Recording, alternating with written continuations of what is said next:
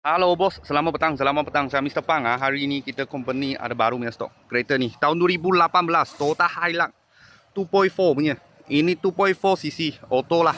Lepas tu L edition, L edition. Okey, harga jual 79,800. Dia punya sarung ada lain sikit. Sarung ada lain sikit. Sebab dia ada sikit-sikit modify lah. Tayar tahun 2025. Tahun 2025 bunga masih tebal lagi. Okey, dalam macam ni. Original leather seat lah. Leather seat dia punya jahit. Okey.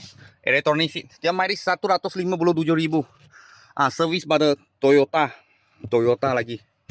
Okey, dalam Eco mode, power mode, 2 view, 4 view. Okey, dalam semua kemas lah. Kemas semua cantik. Dalam koyak-koyak. Okey, dia punya bubung warna hitam. Okey, belakang macam ni. Biasa beli 4x4 ni untuk berniaga ke, masuk kebun ke. Belakang punya tong. Okey. L edition, reverse camera.